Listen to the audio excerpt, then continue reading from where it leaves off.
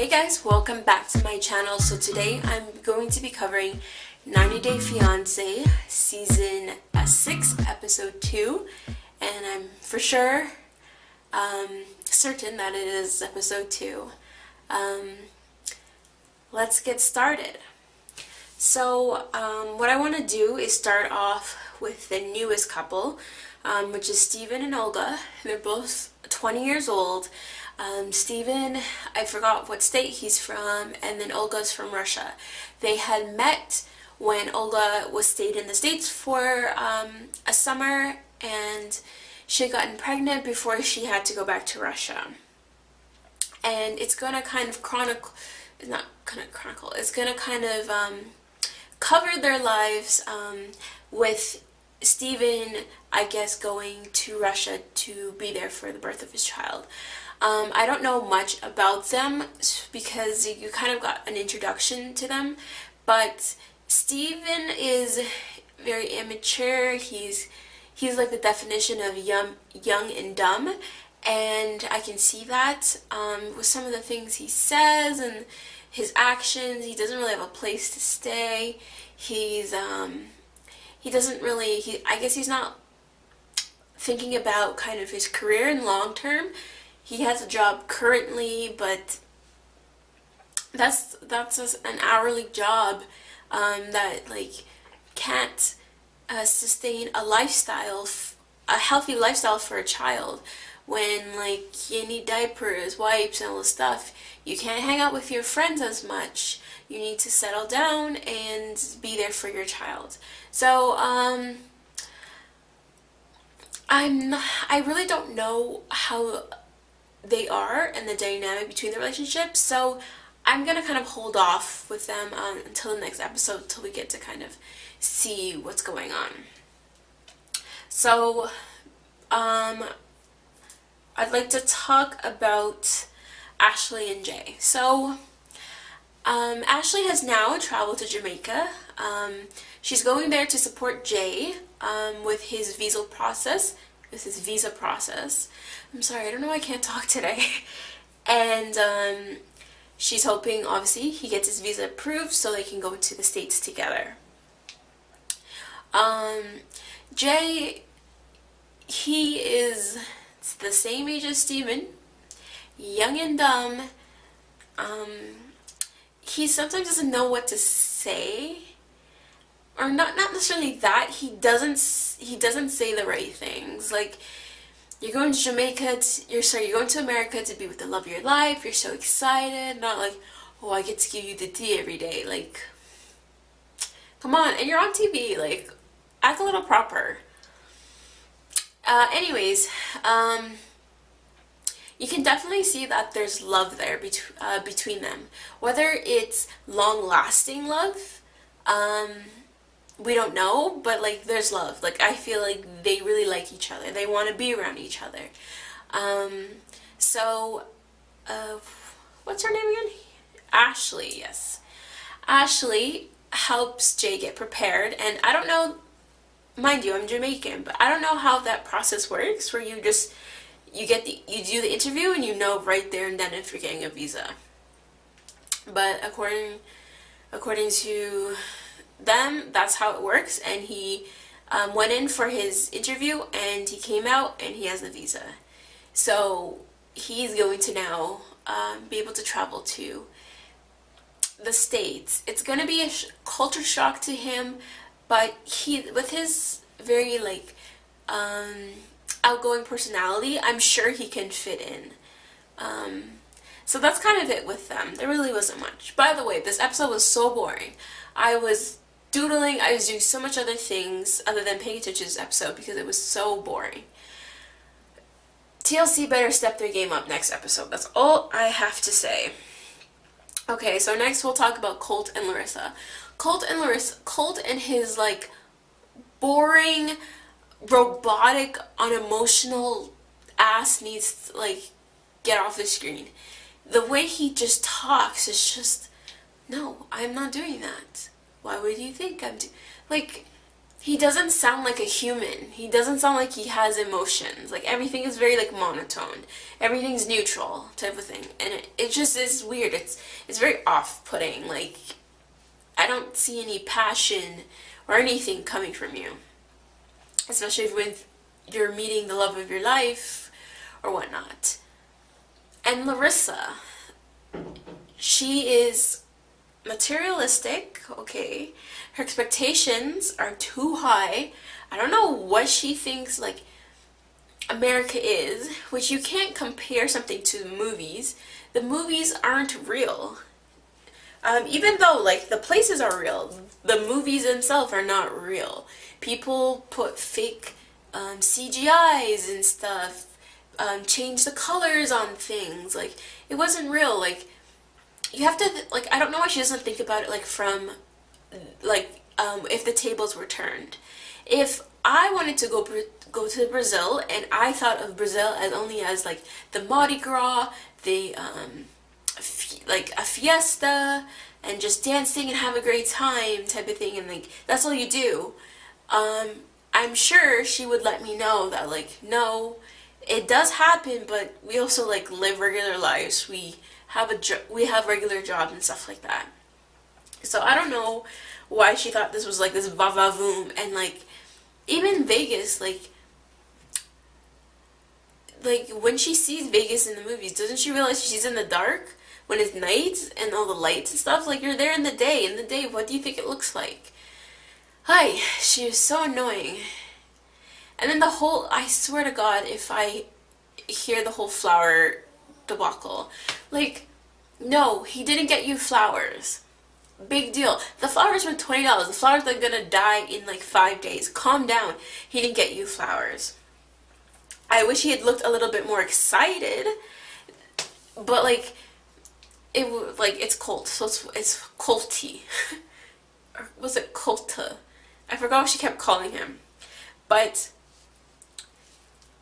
I didn't mind that, like, she didn't get flowers, but, like, to her, it was a big deal. She kept pushing and pushing and pushing, even passively, aggressively saying, oh, you know, you should get me flowers, you know, it's whatever. I love your smile, which is so annoying. I have to say, like, there's no chemistry there. Like, I'm trying to believe it, but, like, there is no chemistry there. The way they interacted, there was, like, not really a hug. Like, when I say hug, not like a, hey, like, how you doing? I'm talking about, like, an embrace, like, I love you. There wasn't any of that. And it was almost like they were meeting for the first time, or, like, they're friends or something. The way that they were just, there's still a lot of distance between them. So, I don't know, you can't tell me they love each other, much less like each other. I think Larissa tolerates him because of the fact that she outlined it. Her steps was to come to America. She's gonna get her green card, and buy a car that has air conditioning, because that was ridiculous. You know, it's so fucking hot, and talking about roll down your window. It's like, no, go fix your air condition. Like, especially if you live somewhere where it's like deserty and you have no air condition. Come on, Colt. And then last but not least with Colt, sorry, because I hate that I'm talking about them for so long.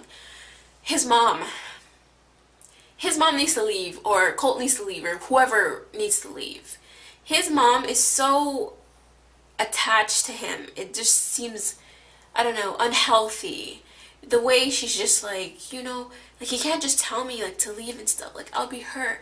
You know, I'll just wean myself off. Oh, I'll just, like, no, there's no, he's going to get married. This is not like, oh, you know, some girl that he talks to, she comes over to the house for a bit. This is gonna be his wife. So, like, you need to kind of step down from being the only woman or the most important in Colt's life. And, like, you could tell she's gonna be a problem. She's gonna be an issue. And, like, I'm tired of staring at the girl's eyebrows. Like, it's just, I'm just done with that story altogether. Colt is, I don't know, Colt needs to get his act together, and Larissa needs to, like, at least try to look more happier to be to be with him, because like she's very much like ah, like I don't want to be here, or like blink twice if you need help type of thing. So it's really uncomfortable. So let's get into the next couple, which is Jonathan and Fernanda. There really wasn't much about them. A lot of Jonathan's friends have very, very heavy southern accents. And I feel, not Larissa, Fernanda's pain when she's like, it's hard for me to understand them, because sometimes it's hard for me to understand them too. They're very, like, I feel like animated, I don't want to say animated, but like their country accent is like what I would mimic if I was doing the most. Like I used to say like, "Hi Michael," like "Yeehaw," like it. I don't know. Their accents are so heavy, but I digress. So he takes Fernanda to meet his friends, and I could already tell like his friends are gonna be a problem. Some of the things that they're saying, I think is uncalled for. Like if I'm bringing my man to meet my friends, they should only be positive, and they should only say nice things about me. Like I would never bring my man around a friend that I know would throw me under the bus, or even if it was a joke. Like I don't know you like that for you to be joking with me, and we have a language barrier, we have like cultural differences, and something that you might take as a joke, I might take seriously. So I saw the preview with his friend Danny, and Danny telling Fernanda like, oh, you know, John said that he doesn't want to he never wanted to get married and blah blah blah blah. Like, why are you telling her that? He obviously changed his mind between that time and now. Like, I don't know why these people on TLC, their friends, love to throw them under the bus, but that's kind of it with theirs. There wasn't much. Okay, so next is Kalani and Asuelo. So Kalani is going to pick up Asuelo from the airport, and it was very beautiful seeing them together. I feel like Kalani would be a really good friend of mine. Just the way that she acts and stuff, I feel like we'd be really good friends. So he surprises her, because it happens to be her birthday, with a dance in the airport. This is not like some hicktown airport. This is LAX, an international airport, with the dance. I guess it's like a Samoa dance. And she's like embarrassed, and like the way she was standing there, it was like cracking me up. I was just like, oh my god. I was so embarrassed for her too. She's staying at an Airbnb with their son Oliver at this moment, because her sister is not fond of Asuelo staying at their place. So I say it's whatever. Kalani shouldn't be running her mouth to her family, especially talking bad about the man she loves, when they have little fights or little arguments, or they disagree on something. So that's all Kalani, and she needs to fix that. So she brings him home, and he gets to meet her mom, which it was very nice, cordial. Her mom was being very respectable, and vice versa. He got to meet his son Oliver. I'm guessing this is the second time, because I believe Oliver went to Samoa to see him. And obviously, like, Oliver is not used to him, so he cried and stuff, and like, I know what that's like. It hurts. It hurts a bit, because like, this is your child and stuff. I don't have a child, by the way, that cries when he sees me. I'm just talking about my niece. I'm her favorite aunt, yet sometimes she cries when she sees me, and it makes me sad. But it's just like, give the baby a couple weeks, and the baby will get used to you. Plus, he needs to learn how to be a father. The way that he was kind of like, not manhandling, but interacting with the child, it was very awkward and weird. But it's just practice and time. And one of the things I really liked that Kalani said was, yo, like, you're not coming here to party it up, have a good time, live the life. You're coming here to be a father, to bring our family together, to help around the house, to do things. And, like, I hope that he knows that. Like, this is not fun and games. You have a child that you need to take care of, especially because you were not taking care of that child financially nor physically. So you have a lot of work to do. So I'm hoping that Asuelo knows that, and that he kind of is forced to mature, because he doesn't seem that. He seems pretty immature right now. But that's kind of all with them. Next I'll talk about Eric and Lita. So Lita arrives from Indonesia. She brings her sister and she brought her son. Her sister is going to be there with her to kind of help her settle things in. What did I say? Settle things in. Help her settle in. And the thing is, I think, like, I'm tired of Lita already. She just comes off as really annoying. She kind of answered some of my questions, but I was wondering, like, why is she coming here? And she said, like, her parents, she was saying her parents are controlling, and they always tell her what to do and stuff, and she wants to be a doctor, so she thought she can be a doctor in the States instead. So I can understand those reasons for her coming over. I think that Eric, I don't know, I don't know if it's just because he wants to be with Lita so bad, he hasn't really broken it down to her. He talks about, like, not really showing her the apartment. They haven't discussed finances because it seems like they're on two different pages. Like, no one's hiring servants and stuff in America. So Lita, stop with that nonsense. Don't stop talking to me about your lifestyle in Indonesia this. You're in America now. But they do things different there. Like, adjust. You're not going to be running things. And it is what it is. And I find her sister to be very, like, direct, and I like the questions she's asking. She's asking important questions, like, can you take care of this child? How are you guys gonna live? Like, our family wants to see, like, how do you guys interact day to day when you guys are just living your regular life? Like, normal stuff like that. They're not just gonna send her away and just be like, good luck with that. Which is different. It's a different dynamic.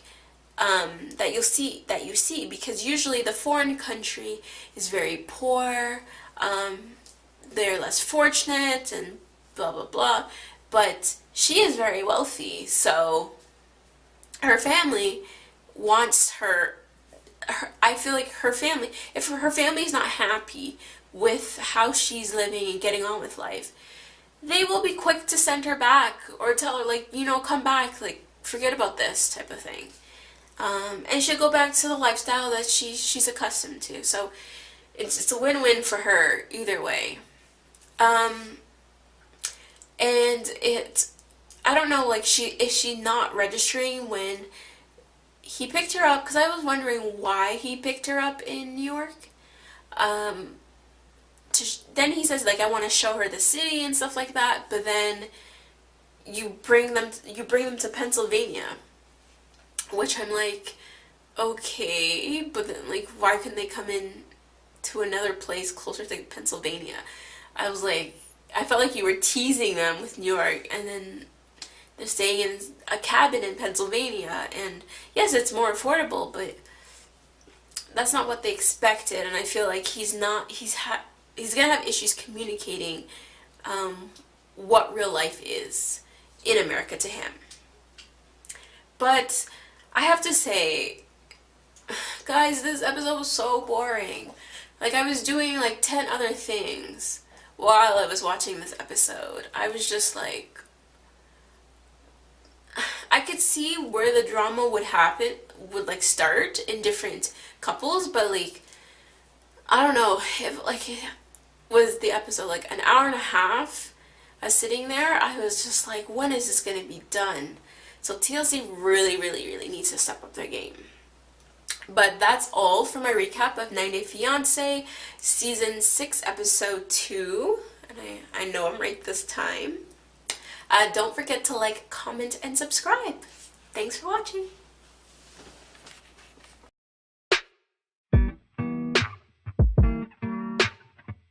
Yeah, yeah, yeah, yeah. Yeah.